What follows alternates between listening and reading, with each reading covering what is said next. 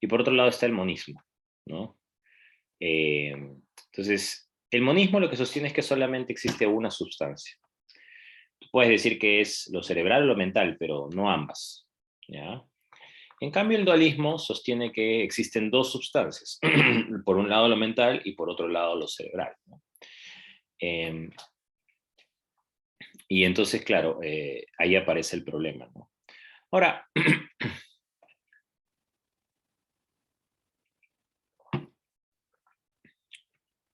si esto es cierto, ¿no? Si esto es cierto, eh, ¿cómo podríamos explicar cada una de estas tesis y cuáles serían las objeciones que podríamos formular a cada una de ellas, ¿no? Bueno, como les decía, si tú eres un dualista, lo que sostienes es que por un lado existe una sustancia mental y por otro lado una sustancia material, ¿no? Ahora, además agregas que ambas sustancias son cualitativamente diferentes, ¿no? Eh, Normalmente, ¿qué argumento utilizamos para defender el dualismo? Bueno, la tradición ha dicho que el argumento más importante para defender el dualismo es definitivamente eh, el argumento de Descartes, ¿no? Que se resume en la famosa frase cartesiana, pienso, luego existo, ¿no? Eh, Ahora, claro, pienso, luego existo, ¿qué quiere decir, no? Bueno, básicamente el argumento de Descartes era que podía dudar acerca de la objetividad de cualquier percepción que yo experimente, ¿no? Por ejemplo, en estos momentos yo estoy percibiendo la computadora, estoy percibiendo mi voz, ¿no? Pero nada de esto podría ser objetivo porque dice Descartes que cabe la posibilidad de que exista un genio maligno, ¿no? Que haya decidido engañarme sistemáticamente y eh, para ello necesita, pues, como es todopoderoso, ¿no? Necesita hacerme creer que, que todo lo que yo estoy experimentando tiene un correlato, ¿no? En el mundo externo, cuando en realidad no es así. Él me está haciendo creer con sus poderes que yo estoy teniendo estas percepciones, pero todas las creencias que formulo debido a esas percepciones, en el fondo son falsas, ¿no? Él me está haciendo vivir en una constante ilusión, ¿no? Mental. Ahora, dice Descartes, bueno, vamos a suponer que ese es el caso. Vamos a suponer que existe este genio maligno, cosa que es medio improbable, pero eh, vamos a suponer que existe este genio maligno. Aunque por ahí una vez escuché un argumento de que no es tan improbable, pero bueno, en todo caso no es muy plausible o no es una idea de sentido común, ¿no? Vamos a suponer que esto es cierto, dice Descartes, y si fuera cierto, ¿no? ¿De qué es lo único que estaría seguro? Descartes dice, bueno, de lo único que estaría seguro es de que estás dudando, ¿no? Y si estás dudando, entonces estás pensando, y si estás pensando, entonces estás existiendo. De ahí viene la frase, ¿no? Pienso, luego existo. Entonces, claro, de lo único que estás seguro es de que eres algo que existe. No estás seguro de si tienes un cuerpo, de si esta computadora existe, de si me estás escuchando o no. Del mundo exterior no estás seguro. Y el mundo exterior es todo aquello que no es lo mental, ¿no?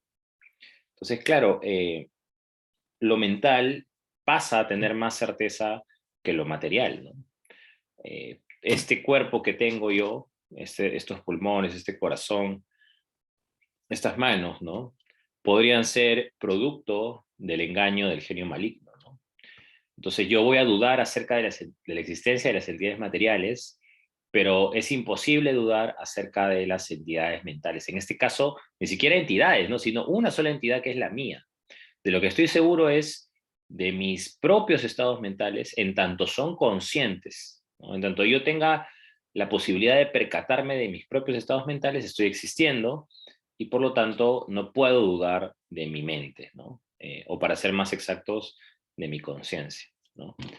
Eh, entonces, a partir de ese argumento, el dualismo adquirió bastante popularidad.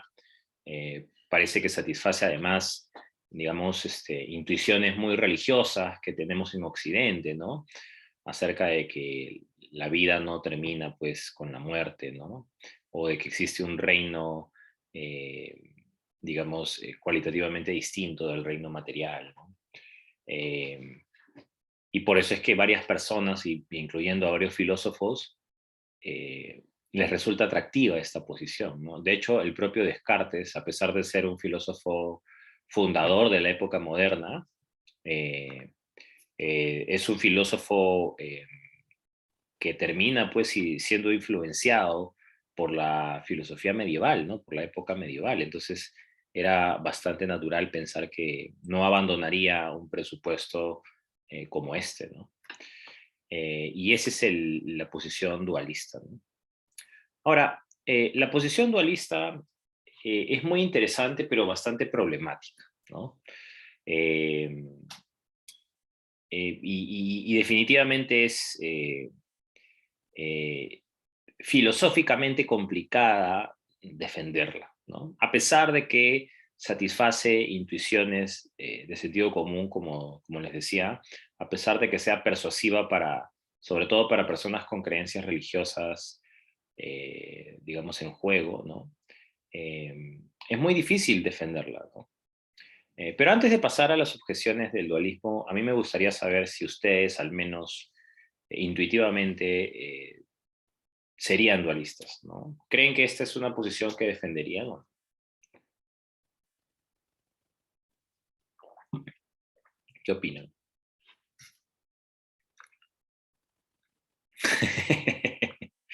Sol dice jamás, ¿no? Con énfasis.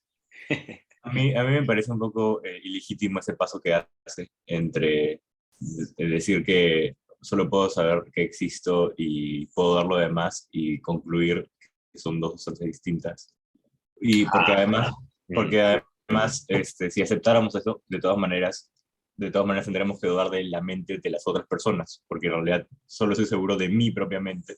Entonces no puedo decir que hay una sustancia mental aparte de la mía. O sea, no puedo decir que existen almas, solo podría decir que existe en mi mente, no en mm, los demás. Entonces, eso no creo que sea lo que piensan los dualistas, ¿no? Yo pienso que, por ejemplo, un cristiano piensa que existen las almas de todas las personas que conoce, mm. tranquilamente. Muchas gracias, Kevin. De hecho, ese comentario es muy interesante. Efectivamente, yo creo que, a ver, has dicho dos cosas muy interesantes, ¿no? Y creo que la primera cosa es una objeción particularmente interesante. Hay interpretaciones de lo que Descartes en realidad dijo, ¿no? En el reino de las interpretaciones en filosofía, olvídense, hay todo un debate acerca de qué es exactamente lo que se infiere acerca del argumento de Descartes, ¿no? Entonces, claro, la interpretación que yo estaba dando es una interpretación muy tradicional, típica, ¿no? Acerca de el dualismo cartesiano, ¿no? Que existe la res extensa, que son las cosas materiales, y la res cogitans, que son las cosas mentales, ¿no? O la cosa mental. Eh, pero, pero claro, no se infiere, como tú dices, necesariamente que el hecho de que yo pueda estar seguro de que soy algo que piensa, de allí se sigue que entonces la mente y lo material son entidades cualitativamente distintas, ¿no? Probablemente la mente pueda tener un repositorio material, pero no sé cómo hacer esa inferencia, ¿no? Y en todo caso, no tengo la capacidad de explicar la naturaleza de lo mental independientemente de lo material, ¿no? Entonces sí, tienes razón, ahí hay un paso en falso que probablemente esta tradición nos haya puesto, ¿no? Lo otro que dices es cierto. Una objeción típica que se le hace al dualismo es, claro, en tanto que yo estoy seguro de mi propio estado mental, no estoy seguro de los estados mentales, digamos, de los demás, ¿no? Y eso hace que incurra en una especie de solipsismo, ¿no? De hecho, esa era la objeción, ¿no? El solipsismo es un problema que aísla mi propia mente de las demás, ¿no? Porque incluso yo no sé si ahorita tú, Kevin, realmente existes, probablemente seas producto del engaño del genio maligno sobre mí, ¿no? Entonces yo podría estar seguro de que yo estoy pensando, pero no sé si tú eres también una entidad pensante.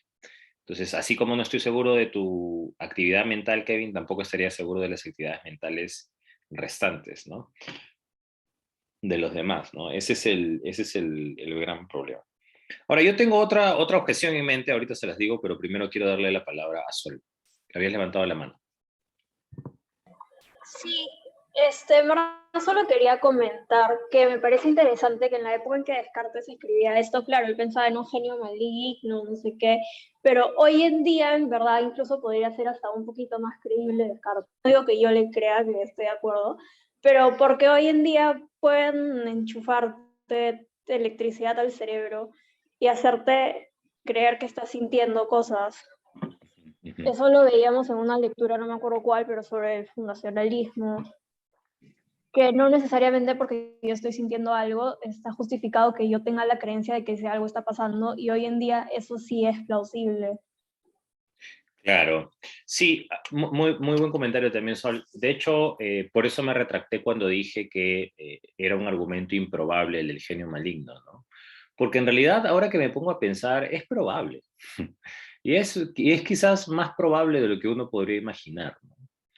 Por ejemplo, si uno analiza la cadena genética de los chimpancés en relación con la humana, se ha hecho además estos análisis, ¿no? En los estudios genetistas. Y se ha sacado pues esta cifra muy popular que la gente repite, hasta se ha vuelto medio mainstream decir que nosotros somos con los chimpancés casi genéticamente idénticos, ¿no? Creo que tenemos 97, 98% de genes exactamente iguales a ellos, ¿no? Entonces la diferencia genética es poca, ¿no? Es de 2%. Entonces, claro, uno se podría pensar, wow, y esa diferencia de 2%, de 1%, hace que nosotros tengamos pues capacidades cognitivas bastante superiores a la de los chimpancés, ¿no?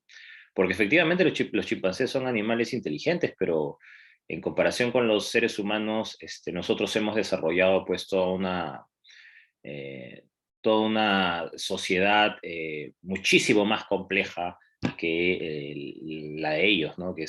Trabajan además en comunidades, etcétera, ¿no? Podemos decir que los chimpancés tienen lenguaje, pero su lenguaje es definitivamente menos sofisticado que el humano.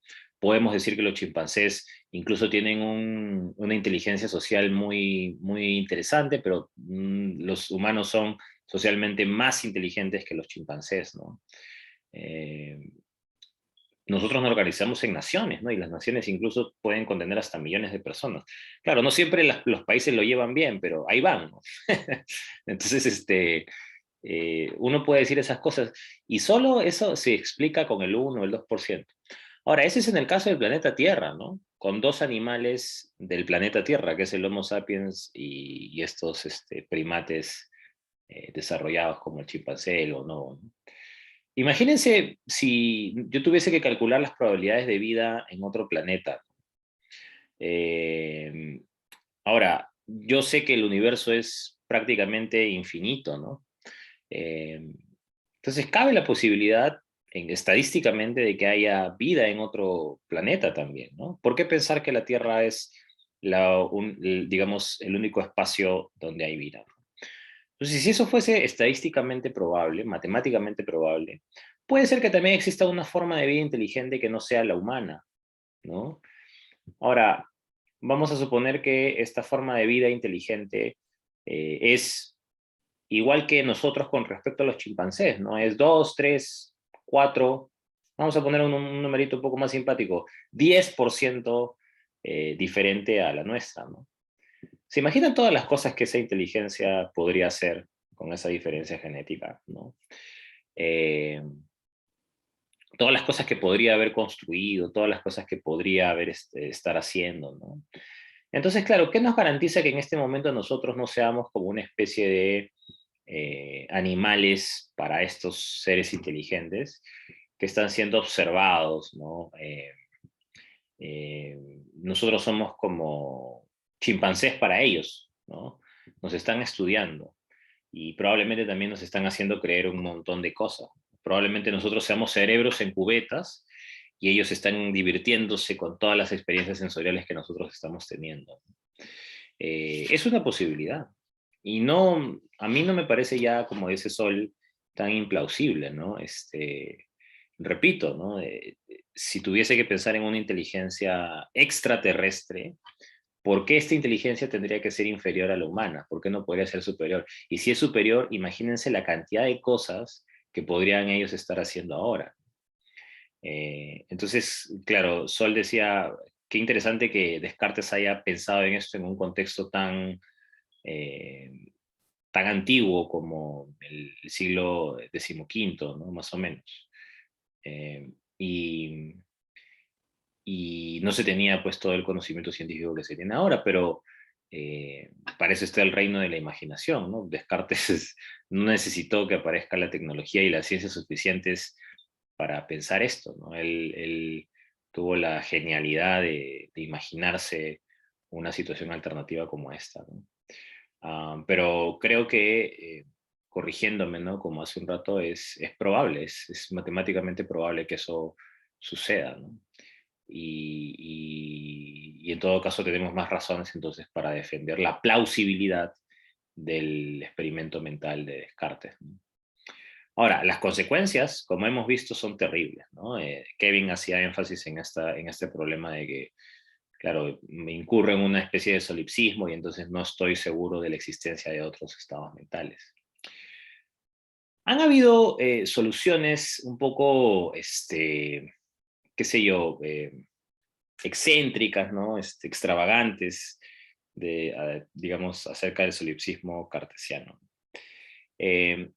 Yo las voy a mencionar así de pasada nomás, ¿no? Leibniz, por ejemplo, tenía la idea de que existía la mente y existía la materia, y que la mente y la materia tenían intencionalidad coordenada, ¿no? Eso significa que, imaginemos, ¿no? Mi mente decide que yo toque la pantalla, pero al mismo tiempo mi cerebro también decidió que yo toque la pantalla. Entonces ambos trabajan en armonía. No es que mi mente tenga una relación causal sobre mi cerebro, no la tiene, porque como son dos entidades cualitativamente distintas, ¿cómo se explicaría esa relación causal?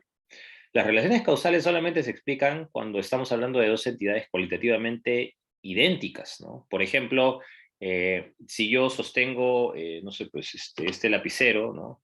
Y lo dejo caer, la causa de que haya caído es que soltaba el lapicero y la ley de la gravedad. Pero en el fondo son dos entidades materiales, ¿no? El lapicero y mi mano, y la fuerza de la gravedad, que es, digamos, un tipo de fuerza que se explica desde las leyes científicas de la física, ¿no? Entonces, todo eso tiene una explicación materialista.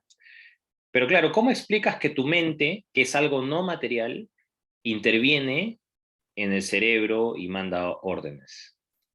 Parece que no tiene mucho sentido, ¿no? La única forma de explicarlo es entonces que digas que tu mente también es material y que por lo tanto tu mente es el cerebro, ¿no? Pero si dices eso ya no eres dualista. Entonces, claro, Leibniz se tomó esta pregunta en serio y dijo, no, no, no. Como no debe haber una relación causal entre mente y cerebro, tiene que haber una especie de paralelismo. Es decir, ambas actúan a la vez en armonía, ¿no?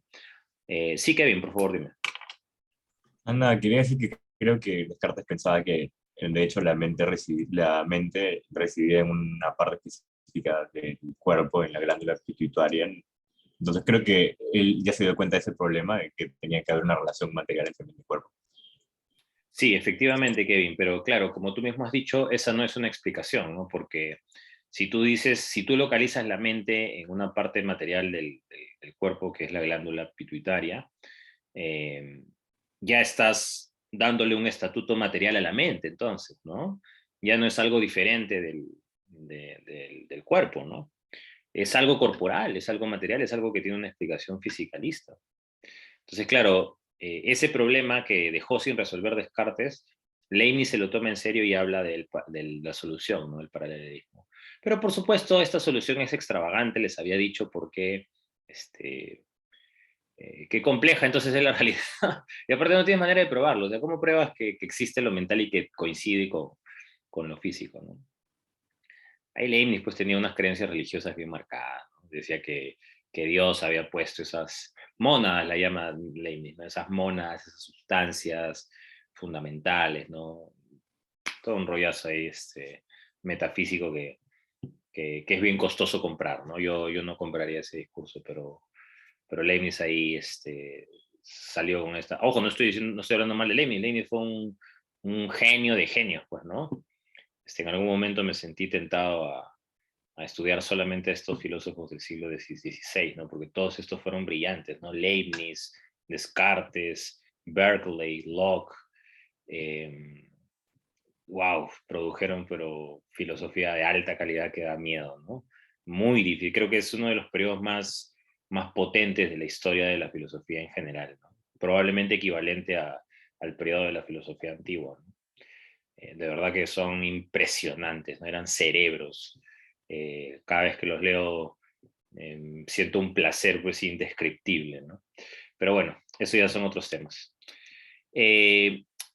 La otra tesis es la tesis monista, ¿no? La tesis monista dice que solamente existe una sustancia. Ahora, hay dos tipos de monismo, ¿no? Dice, bueno, o dices que solamente existe lo mental, o dices que solamente existe lo material y por lo tanto lo cerebral. Pero no me digas que existen dos sustancias cualitativamente distintas, ¿no? O una o lo otro, pero no ambas, ¿no? Ese es el monismo. Ahora, digamos, probablemente alguno de ustedes se sienta también tentado a abrazar una posición monista, ¿no? Pero antes de explicar el monismo, igual, quiero hacer una pequeña encuesta al toque nomás. ¿A qué tipo de monismo tú te arrimarías, ¿no? ¿Al monismo fisicalista, es decir, solo existe lo material? ¿O al monismo mentalista, solamente existe lo mental? ¿A qué monismo te sumarías? ¿Cuál te parece más atractivo? A ver. Sol al toque el material, Brigida al toque el fisicalista, Ariana al toque fisicalista, ¿no?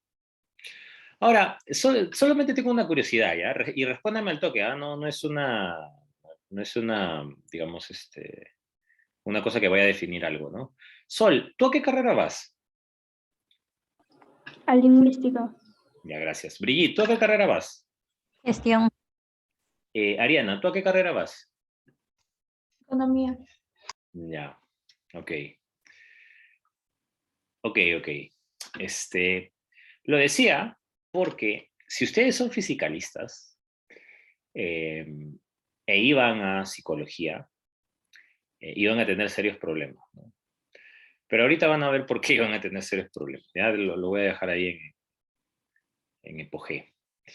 A ver, el idealismo es una versión del monismo que dice que solamente existe lo mental. ¿Qué filósofo idealista?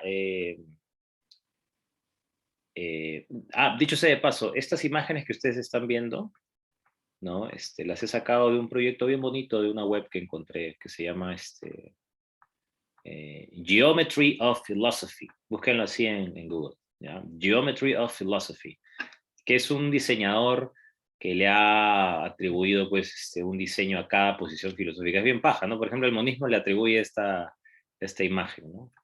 Al dualismo esta, al solipsismo esa raya, ¿no? Me gusta porque es bien minimalista. Pero nada, ese es un dato nomás. Búsquenlo en Google. No es una colección de libros. Es de un patita, es de un diseñador gráfico que también estudió filosofía, ¿no? Bueno, entonces el idealismo dice que lo único que existe son nuestros estados mentales y por lo tanto todas las demás cosas no existen en sí mismas, sino que son parte de la existencia de la percepción de las personas, ¿no? Un filósofo idealista clásico de clásicos es George Berkeley. George Berkeley tiene esta frase en latín muy famosa que es esse est percipi, ¿no? El ser es ser percibido. La existencia es la percepción, ¿no? Todo lo que existe es solamente todo aquello que puedo percibir. Entonces, por ejemplo, en este momento, yo no estoy seguro de si ustedes existen, pero sí estoy seguro de que puedo percibir su voz, ¿no? Y eso es todo lo que puedo decir acerca de lo que existe, ¿no? El único acceso que tengo es el acceso a mí a mi conciencia, ¿no? Y en tanto mi conciencia tenga percepciones, a lo único que tengo acceso es a las percepciones de mi conciencia. Pero de allí no puedo hacer la diferencia de que el mundo exterior existe. Solamente puedo hacer la diferencia de que, por lo tanto, existe algo. Sí, Kevin, por favor. ¿Hay alguna posición idealista que diga que todo lo que existe son ideas en la mente de Dios? Porque me parece haber escuchado algo así.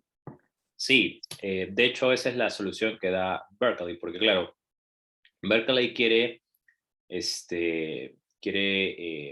solucionar el problema del solipsismo de Descartes y dice, bueno, la única solución que tenemos para saber si es que hay otras mentes es la existencia de una mente suprema, dice Berkeley, ¿no? Una mente que haya diseñado todas las ideas posibles, habidas y por haber, ¿no? Esa entidad debe ser Dios. Entonces Dios es como una garantía de que existen también las otras mentes. Porque Él ha predispuesto esto en su diseño inteligente, ¿no? Entonces, claro, Dios tiene todas las ideas posibles, no solamente las ideas actuales, sino también todas las ideas posibles. Y esa es la alternativa. Igual me parece una solución bien extravagante, similar a la de Leibniz, ¿no? Pero bueno, solución al fin y al cabo, ¿no? O sea, si fuera cierto que existe un Dios que ha previsto todas estas situaciones, se sigue eso, ¿no? Sí. No sé si... Sol, ¿querías decir algo? Ay, no, perdón. Ya. Brigitte, disculpa, ¿habías levantado la mano? Sí, que también me parecía como lo de Leibniz, como mencionó, ¿no? Porque él también creo que mencionó que Dios había creado que el espíritu y el cuerpo estén de alguna manera sincronizados, conectados. Claro, exacto, exacto, ¿no? Es una solución similar a la de Leibniz, en tanto apelas de nuevo a la entidad divina, ¿no? Ahora, esto en realidad es bien parecido a lo que hace Descartes, ¿no? Porque cuando Descartes también se da cuenta de su problema eh, acerca de la existencia de las otras mentes, dice, ¿no? Bueno, como ya no sé cómo probar la existencia de las otras mentes, tengo que probar que el genio maligno no existe, ¿no? ¿Y cómo pruebo que el genio maligno no existe? Bueno, probando la existencia de Dios. Si yo pruebo que Dios existe, y por definición Dios es omnibenevolente, es decir, no hay nada malo que él haga, entonces no permitiría que un genio maligno me engañe. Por eso es que en la tercera meditación Descartes quiere probar la existencia de Dios, porque eso le va a permitir salir de ese problema. Pero bueno, ni Leibniz ni Berkeley quieren ir por esa ruta, ¿no? Más bien ellos asumen que Dios soluciona todos estos problemas y tratan de hallar una explicación sobre cómo es que solucionaría la existencia de Dios, algo así. Pero ellos no dan pues ninguna prueba filosófica acerca de la existencia de Dios. Lo asumen, lo presuponen para solucionar concretamente problemas particulares relativos a los que Descartes había originado. Igual, creo que el idealismo, a pesar de también ser una tesis extravagante, tiene razones fuertes, ¿no? O sea, si uno se pone a pensar, yo en realidad, ¿por qué estoy seguro de que el mundo exterior existe? Porque lo veo, dices tú, ¿no? Pero, ¿estás seguro que esa sea una razón suficiente? ¿No? O sea, finalmente cuando tú ves el mundo, ¿acaso no estás teniendo acceso a una percepción tuya? Cristian, no, pero yo puedo tocar, pero igual el sentido del tacto es otro tipo de percepción. Entonces, estás teniendo acceso a percepciones. Entonces, trata de abstraer eso, ¿no? O sea, en el fondo lo que está diciendo Berkeley es que todo se reduce a percepciones. Y por lo tanto, si nos tomamos en serio esta idea de que el conocimiento se da a través de los sentidos, lo único que existe son percepciones. Es lo único de lo que podemos estar seguros, al menos, dice Berkeley. Y tiene sentido, ¿no? Tiene sentido. Es problemático, pero tiene bastante sentido. Bueno, esa es si tú dices que la única sustancia existente es la mental, ¿no? La otra alternativa es que seas como Sol, eh, como Ariana y como Brigitte, y digas, bueno, yo prefiero abrazar la tesis fisicalista materialista, ¿no? Entonces, si tú dices eso, lo que dices es lo siguiente, ¿no? Lo único que existe es lo físico, obvio, ¿no? La materia y por lo tanto el cerebro. Ahora, esto físico o material suele ser todo lo que es conocido a través de las ciencias naturales. Claro, por ejemplo, cuando hablamos de la metafísica medieval o la metafísica de Descartes, Leibniz o Berkeley, ellos más bien dicen que uno puede conocer estas entidades, digamos, a través de disciplinas que no son científicas, ¿no? Eh, Descartes, por ejemplo, mismo ofrece una prueba de la existencia de Dios, pero su prueba es metafísica, ¿no? No es una prueba científica. No es que él tenga evidencia empírica de la existencia de Dios, es que llega a probar a Dios mediante un razonamiento, ¿no? Eh, entonces, claro, el fisicalismo no solamente dice que lo único que existe es lo físico, sino que además lo físico es todo aquello que es conocido a través de las ciencias naturales.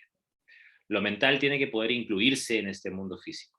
En otras palabras, la mente no es otra cosa que mi cerebro, mis estados mentales son mis actividades neuronales, ¿no?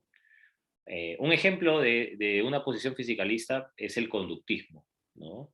En psicología, por ejemplo. El conductismo dice que la mente es una caja negra inobservable, por tanto, no es necesario explicarla. Lo que debería interesar es simplemente la conducta manifiesta, ¿no? Claro, hubo un tiempo donde la psicología, el conductismo de Pavlov, sobre todo, ¿no? Y Skinner, eh, formularon esta tesis de que la mente en realidad es algo inaccesible, es una caja negra, ¿no? Yo no puedo observarla. Lo que sí puedo observar, en cambio, es la conducta de las personas. Y lo que me dice la conducta de las personas es lo que se puede medir, ¿no? Lo empírico. Lo demás no tiene sentido. Entonces, claro, es una rama fisicalista porque lo que está admitiendo es que lo único que existe es la materia y lo que puedes observar de ella, ¿no? Nada más. Y ese es el fisicalismo, ¿no? Ahora, digamos, el fisicalismo tiene serias objeciones, ¿no? Serias. Yo solamente voy a dar dos aquí, y aquí es donde pasamos ya más bien al problema de la conciencia, ¿no? Que es ya el propio texto de Chalmers. ¿Cuál es el problema con el fisicalismo? Entonces, permítanme formular dos experimentos mentales que en realidad no son propiedad mía, sino de Frank Jackson y Thomas Nagel, respectivamente, ¿no? El ejemplo de la habitación de María es de Frank Jackson y el experimento del murciélago es de Thomas Nagel, ¿no?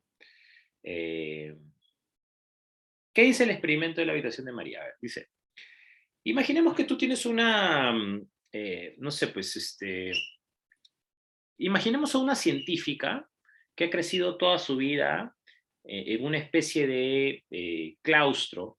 Vamos a suponer que este es un claustro gigante, ni siquiera una habitación, ya vamos a modificar un poco el ejemplo original. Es como una especie de claustro gigante, una ciudad, ¿no? Donde María, que es esta científica, ha tenido que vivir toda su vida. Ahora, imaginemos que esta ciudad gigante, ¿no? Para ella sola, digamos, ha sido diseñada con una luz tal que le permita ver a María solo el blanco y el negro. Entonces, lo único que puede ver María es la escala de grises, nada más. Cristian, pero ¿cómo te imaginas eso? Eso es imposible. Olvídate de cómo llegamos a ese caso, pero digamos que es posible, ¿no? Entonces, María es una científica, se dedicó toda su vida a estudiar las neurociencias, ¿no? Y María le encanta estudiar qué es lo que le pasa al cerebro cuando observa algo, ¿no? Cuando ve algo. Entonces, no sé, pues utiliza una máquina de resonancia magnética y además ve qué parte del cerebro se activa más cuando tú observas un objeto particular, etc. Entonces, María, como ha dedicado toda su vida a la ciencia, tiene una descripción perfectamente neurocientífica de lo que sucede cuando vemos o observamos algo, ¿no? Ahora, la pregunta que se hace Frank Jackson es, ¿la científica María sabe todo lo que se debe saber acerca de observar los colores? Entonces, imaginemos que yo observo, mi color preferido es el rojo, ¿no? Y el blanco, no sé por qué. Pero, aunque el blanco creo que no es un color, pero ya bueno. Mi color preferido es el rojo. Imaginemos que estoy viendo un objeto rojo. Entonces yo estoy viendo un objeto rojo y María se pone a estudiar mi cerebro cuando yo hago esa actividad, ¿no? Y bueno, dice, bueno, entonces el cerebro de Cristian, cuando observa el color rojo, le pasa esto acá, le pasa esto allá. Incluso María sabe la velocidad en la que la percepción se produce en el cerebro, ¿no? Que es una cosa, la velocidad prácticamente de la luz, ¿no? Eh, María además tiene los cálculos perfectos de las distancias en las que yo debo estar para poder percibir un color. En fin, María tiene todos los detalles científicos que se tengan que saber sobre cómo observar un objeto. Pero creo que la pregunta de Jackson sigue en pie, ¿no? La pregunta es, María, que ha crecido toda su vida en este claustro donde no ve colores, sino solamente puede distinguir blanco y negro, María sabe todo lo que se debe saber sobre el fenómeno de observar un objeto de color rojo. Te pregunto, ¿qué opinas? ¿Sabe todo o hay algo que se le está acá escapando a María en este caso?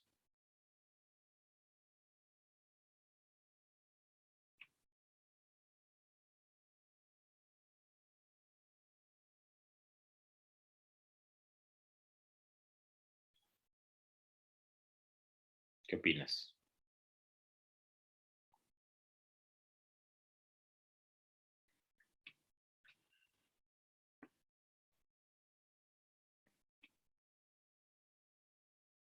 ¿Qué cosa no sabe María aquí? A pesar de que tiene un conocimiento científico perfecto del fenómeno de la observación.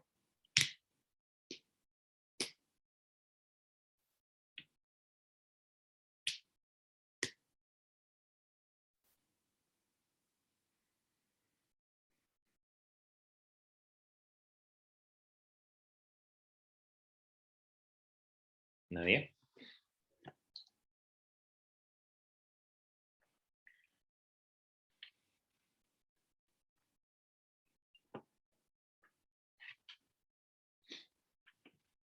¿Qué cosa creen que se le escapa a María ahí? ¿Mm?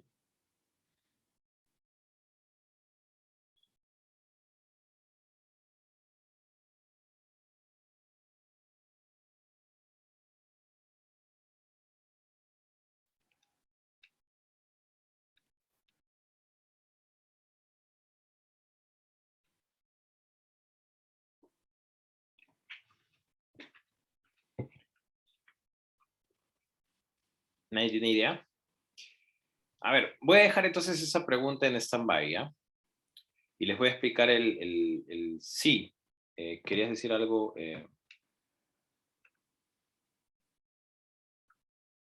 Lucía? Pero creo que tal vez ella no conoce en sí todo acerca de los colores, ¿Por porque qué? si no, o sea, yo pienso que ella está en la habitación y Ujú. conoce la escala de blanco y negro. Y cuando sale, si saliera y ve otro color, se supone que ella ya debería saber cómo es que ese color actúa en la mente, pero no lo sabe. Entonces, Claro, ya, claro, tienes razón, Lucía. O sea, ahora, obviamente cuando yo he dicho que María tiene una descripción científica perfecta de qué es lo que le pasa a tu cerebro, María nunca ha salido de esa habitación, nunca. Todas esas descripciones científicas las hace dentro. Entonces, te pregunto, Lucía, ¿crees crees que hay algo que ella no está capturando con el conocimiento científico o crees que lo está capturando todo? tal vez no entiende el significado Ujú. como puro o en sí de los colores o las cosas que ella percibe. Exacto, exacto. Muchas gracias, Lucía. Eh, claro, y justamente Sol me pregunta, ¿no? Y entonces, ¿por qué por qué sabe que existe el rojo, ¿no? Porque se lo contaron.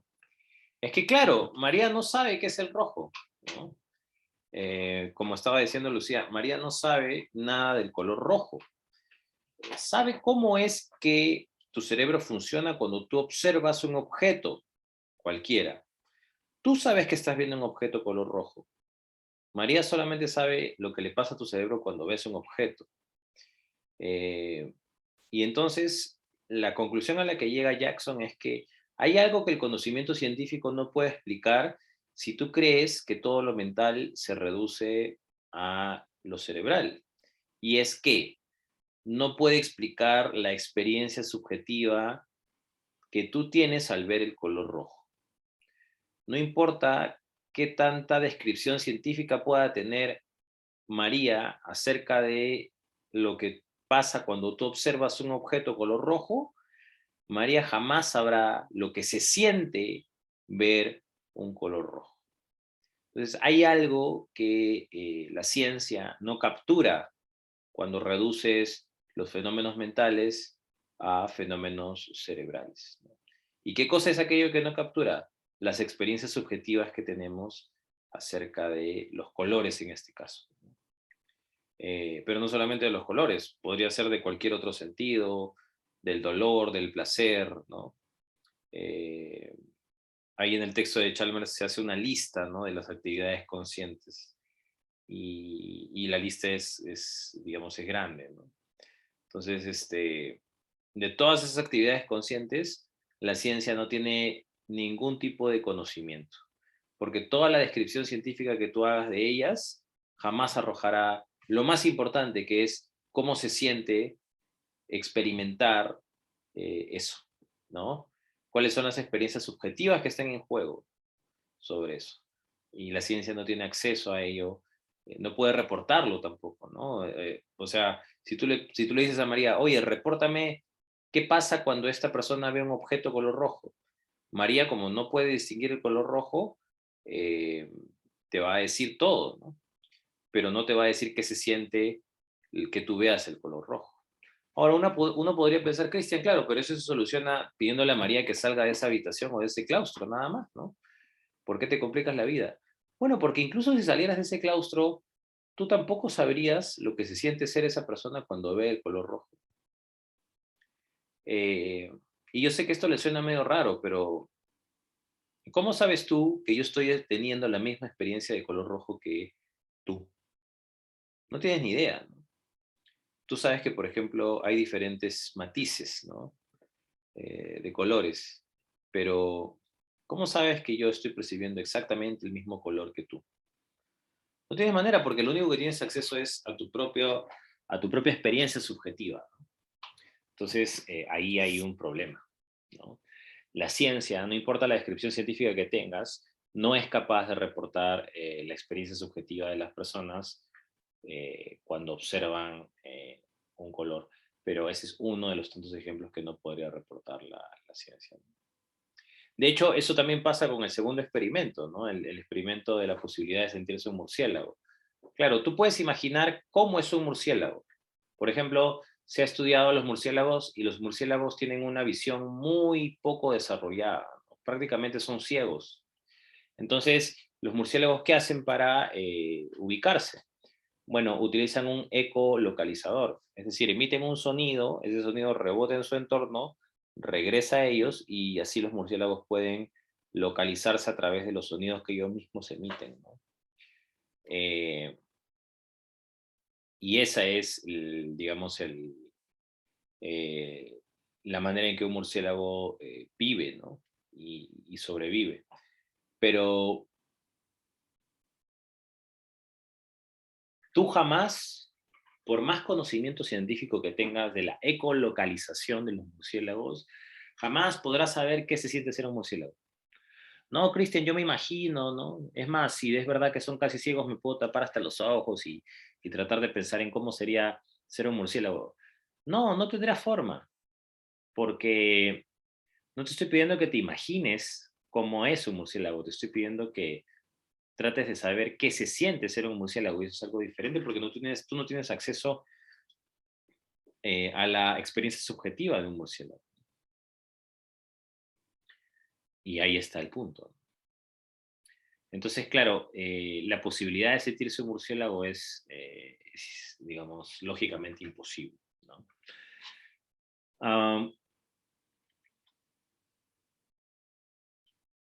Claro, es como si, no sé, pues, imagínate un invidente de nacimiento, ¿no? Un invidente de nacimiento, que nunca ha visto los colores y le pides que te explique qué es el color rojo. No importa si ese evidente se convierte en el neurocientífico más, no sé, pues, más prominente de su generación. Un invidente científico jamás podría decirnos qué se siente ver un color, ¿no? Podría describir qué pasa en tu cerebro, etcétera, pero no podrá decir qué se siente ver un color. Ese es el tema con las personas invidentes de nacimiento. Ahora, ¿por qué esto es una objeción al reduccionismo fisicalista? Porque entonces el reduccionismo fisicalista, cuando decía que normalmente todo lo material es aquello que se explica a través de las ciencias naturales, ¿y qué pasa con esto que es la experiencia subjetiva? ¿Qué pasa con estos fenómenos conscientes eh, que no puede explicar la ciencia, ¿no? Que no puede conocer además? Entonces, no todo lo mental se reduce a lo material, pues, ¿no? Y ahí está el dilema, ¿no? Por eso es que Chalmers, digamos que tiene un corazón fundamentalmente científico, admite él mismo que la ciencia no es suficiente para estudiar a la conciencia, que la conciencia tiene que ser un objeto de estudio interdisciplinario, tiene que, tiene que aproximarse no solo digamos, la ciencia, sino también la filosofía, porque la filosofía puede hacer estas aclaraciones conceptuales que la ciencia no. Y esa es un poco la idea. No sé si hasta ahí hay alguna preguntita. Profesor, pero las percepciones y experiencias subjetivas por sí solas tampoco serían suficientes, ¿no? Yo creo que también se necesitaría de una descripción científica tal vez para interpretar aquellas experiencias subjetivas. Sí, es verdad, Brigitte. Las experiencias subjetivas nos dicen qué se siente ser alguien, ¿no?, en particular, pero no nos dan mayor información sobre la realidad objetiva, ¿no? ¿Qué es lo que está detrás que hace posible que tú sientas eso, por ejemplo? Pero lo que te diría, pues, no sé, un crítico del fisicalismo es que sí, admite eso, ¿no? Admite que las experiencias subjetivas son una parte de la realidad, pero no lo son todo. Lo que diría es más bien que el fisicalismo ha pretendido querer lo contrario, ha pretendido demostrar lo contrario. ¿Y qué es lo contrario? Que lo material lo es todo, ¿no?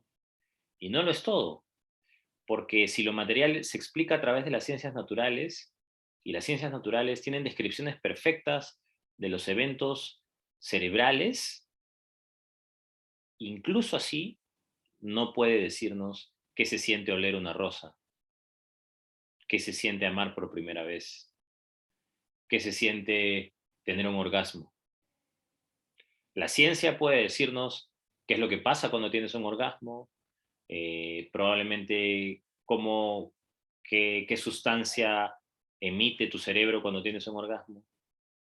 Pero que la ciencia te diga qué se siente tener un orgasmo, eso es algo puramente subjetivo, ¿no? Y claro, el problema es que si tú quieres conocerlo todo a través de las ciencias naturales y dices que todo lo que existe es lo material y lo material se conoce a través de las ciencias naturales, estás reduciendo todo a una parte del espectro. Entonces, eso es lo que te diría un crítico del reduccionismo fisicalista. No te diría, no negaría lo que tú has dicho, Brigitte. Es cierto, la experiencia subjetiva no es suficiente, pero entonces tampoco me digas, diría un crítico, tampoco me digas que lo material es suficiente. Sí, Kevin, dime. Bueno, yo creo que si bien es algo que, o sea, que no pueda ser explicado científicamente, que no pueda ser explicado con el lenguaje, no significa que no sea un proceso material. Eh, o sea, es cierto que tendríamos que dar un salto de fe, ¿no? Tenemos que asumir, creer que es un proceso material, pero bueno, me parece necesario y me parece menor, o sea, un salto de fe, digamos, más corto que asumir que que las otras posturas. Me parece un poco más razonable. Claro, claro. Gracias, porque justamente ese es el debate, ¿no? O sea, si yo regreso a las tesis del fisicalismo, podríamos separar dos tesis fisicalistas, ¿no? Por ejemplo, una fuerte y una débil. El fisicalismo débil probablemente sea el que ustedes quieran abrazar, ¿no? Diría algo así como, Cristian, yo estoy seguro de que lo único que existe es lo físico. Ok, hasta yo soy un fisicalista débil en ese sentido, ¿no? Yo digo que lo único que existe es lo físico, nada más. No sé cómo será lo otro, en realidad es imposible imaginarlo siquiera, ¿no? Porque incluso si yo tuviese que imaginarme entidades espirituales, no materiales o no físicas, no hay forma en que lo pueda siquiera imaginar, ¿no? ¿Cómo imaginas que algo no físico interviene en lo físico? Yo no me lo imagino. Una vez estaba conversando con un matemático puro, ¿no? Este tema, que también está estudiando filosofía ahora en Estados Unidos, ¿no? En una buena universidad, de hecho. Tipo brillante, inteligente. Y él me dijo algo así como, estamos hablando de las creencias de Dios y eso, ¿no? Y me dijo algo así como, Cristian, pero ¿cómo explicas, ¿no? Que algo que no es material intervenga en el mundo material, ¿no?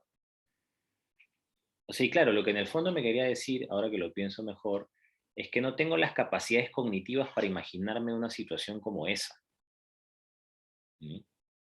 No, Cristian, sí, yo me imagino un halo así blanco que interviene, una especie de forma eh, eh, no geométricamente definida que interviene en el mundo. Claro, pero hasta cuando haces eso en tu mente, ya le estás atribuyendo una extensión, le estás atribuyendo una forma. Es decir, te estás representando esa entidad no material como una entidad material. Pero tú mismo me acabas de decir que existe una entidad no material, entonces no tendrías que atribuirle las propiedades de los objetos materiales, ¿no crees? Entonces, claro, o sea, un fisicalista tiene un gran argumento, ¿no? Que es que no hay forma de representarnos algo que no sea material. No hay forma de imaginarnos y concebir algo que no es material. Porque cualquiera sea la representación mental que tú tengas de eso, basta que le atribuyas una forma o una extensión o un espacio, ya le estás dando una forma material, ¿no? Entonces creo que el punto fuerte del fisicalismo es su primera tesis, no lo único que existe es lo físico. Pero el punto más polémico es cuando dice que lo físico es aquello que suele ser conocido a través de las ciencias naturales. Y ese es el problema. Parece que María tiene una descripción tiene una descripción de las ciencias naturales perfecta de lo que pasa en mi cerebro cuando yo observo un objeto. Pero parece que María no tiene forma de decirme qué es el color o qué se siente esa persona cuando ve ese color. Entonces, parece que las ciencias naturales no me dicen nada acerca de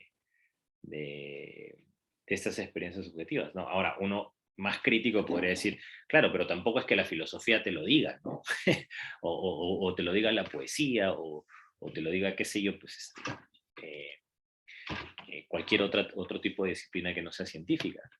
Y no necesariamente, o sea, por ejemplo, y por eso les hacía esa pregunta sobre qué carrera van, ¿no? Porque un psicólogo también sería fisicalista, pero si el psicólogo reduce lo mental a lo cerebral, uy, problema, ¿no? Gran problema. Pues, ¿para qué estudia psicología? Mejor que abandone su carrera, ¿no?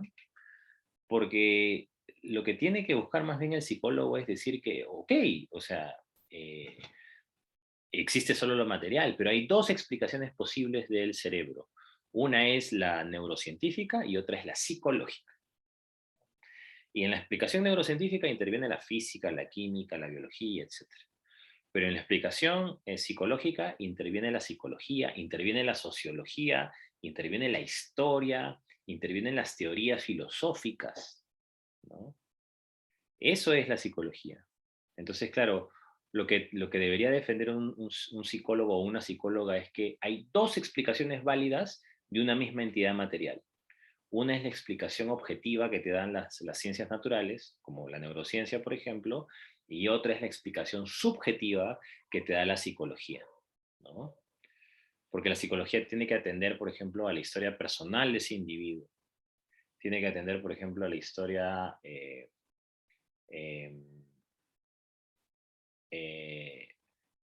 no solo personal, sino también de los traumas, ¿no? Que haya podido tener para que reaccione de cierta manera también. Entonces, un fisicalista no se comprometería con la segunda tesis, ¿no? No diría que lo que suele ser material es conocido a través de las ciencias naturales, porque la psicología es una ciencia social.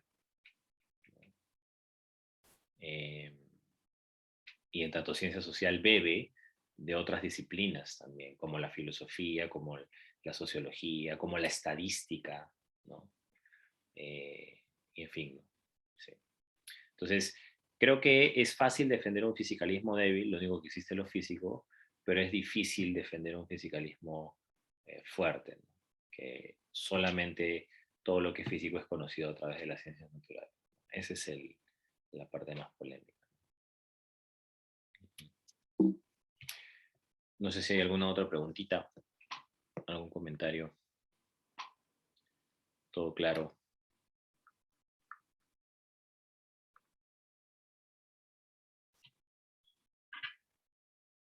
¿Bien?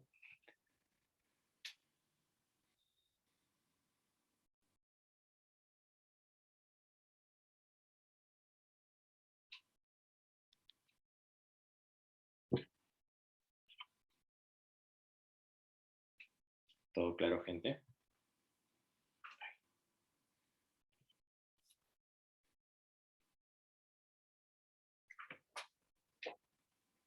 Ok. Bueno, chicos, vamos a dejar entonces la clase hasta ahí. Yo creo que ya con esto entramos al problema de la conciencia. Y de estas cosas vamos a hablar ya cuando vayamos al texto mismo de Chalmers, ¿no? Pero eso ya lo podemos dejar para la otra sesión, ¿ya? Bueno, nos vemos. Cuídense mucho. Nos vemos la siguiente semana. Así están todos, pues, y traigan sus canchitas, no sé, pues cualquier cosa, porque como es la última clase hay que despedirnos. Un traguito también no vendría mal, pero eh, un traguito sin alcohol. Sí, dime, Joaquín, ¿qué pasó? Profesor, una consulta antes de que termine la clase. Es respecto a la fecha en la que va a entregar las notas del último ensayo. El estudio generales me da hasta este fin de semana, no te preocupes, estoy obligado a subirlo todo este fin. Ya, está bien. Ya, Joaquín, listo. ¿Se va a aplazar entonces la fecha de la entrega del ensayo 4 o...? No hemos discutido nada del aplazamiento con los chicos. Ya, está bien. Si hubiera algo, igual te cae ahí un correo, ¿ya? Ya, muchas gracias, profesor. Listo. Chao. Chao, gente, cuídense, nos vemos la siguiente semana, un abrazo. Chao, chao. Gracias, profesor, hasta luego.